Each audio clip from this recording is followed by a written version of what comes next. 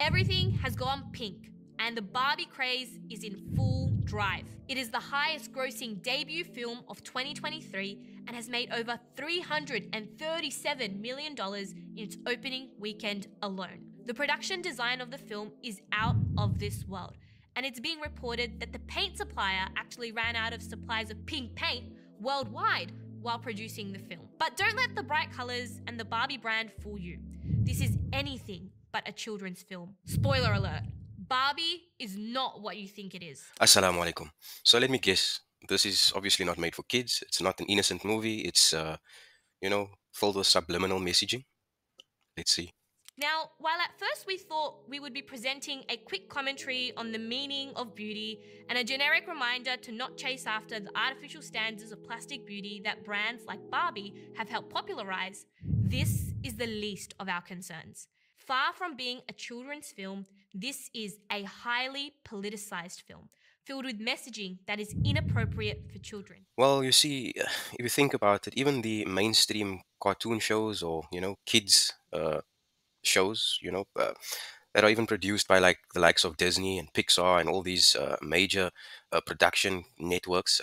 You will find lots of these subliminal messaging in even those cartoons, right? And I would even consider it's like not deemed safe for your kids to consume. Everything from crude sexual innuendos, a plot around an existential crisis, homosexual references, a transgender Barbie doll, and of course, aggressive feminist propaganda that goes on to define the entire premise of the film. From the very opening scene, young girls are shown playing with the traditional baby dolls, only to have them destroyed and replaced by a new Barbie doll that is a free, independent, and beautiful young woman.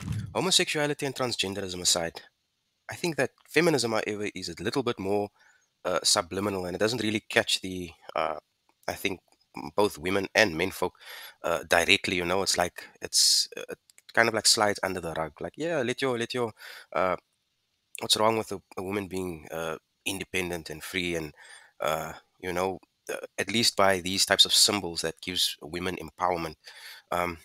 But in the meanwhile, it's obviously destroying the foundations of which men and women can actually function together, right?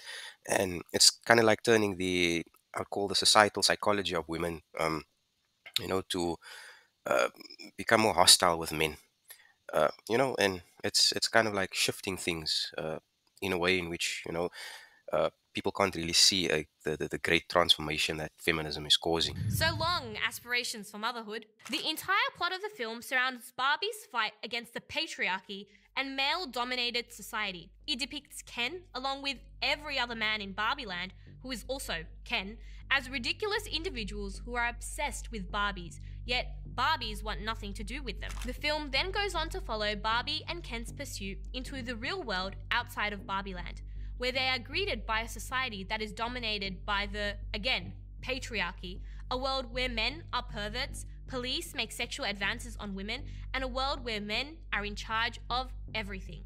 Even the actual Mattel company responsible for the girl's doll Barbie is depicted as an all-male run corporation, which is funny considering Mattel in real life has a very balanced female and male board. Ken goes on to return to Barbie Land, now inspired by what he has seen in the real world, to reinforce the patriarchy onto Barbie Land and transform it into a Kendom, a world completely run by men.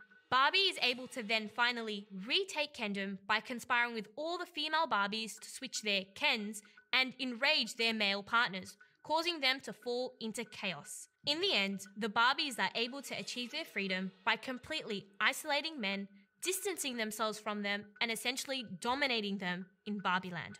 And all that was what many thought to be a children's film. Yeah, no, children's film, definitely not. But I wouldn't even consider it an adult film, considering how susceptible people are to these types of messaging. Oh, hell no! Barbie is being banned in the Middle East, and here's why. The Middle East has Islamic morals and cultures which the movie goes against. The main plot of the movie is totally against what the Middle East represents. Respectfully, you can't push your agenda against a youth which has not been corrupted yet. The movie's been delayed to August 31st, which is another way of them saying it's banned. What Islam taught women before Barbie did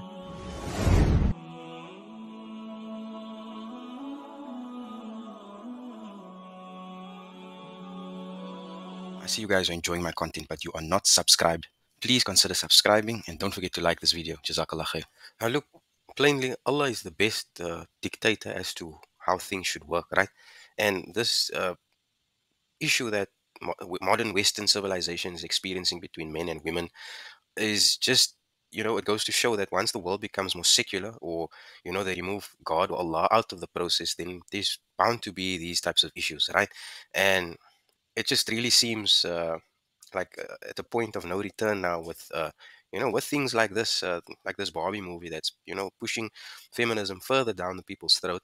And people are just lapping it up. I mean, even the Muslim community is, I mean, I'm aware of people who just lap this stuff up and don't think twice about it. And when it comes to types of issues that they experience later down the line, then it it kind of where is this coming from? What is the issue? What's wrong with my children?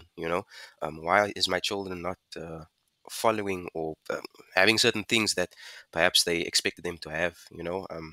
And it's due to these types of aspects which are shoved in our faces and we are being exposed to. So I think it's really important for us to stick firm to Quran and Sunnah, and really analyze the life of the Prophet Prophet's life in detail, and see how we can adapt our lifestyles to his. It's not ridiculous. That's not ridiculous to say that. And on that note, guys, Jazakallah khair for tuning in. Please don't forget to like, share, and if it is that you enjoy my content, definitely subscribe. Jazakallah khair. Assalamu alaikum wa rahmatullahi wa barakatuh.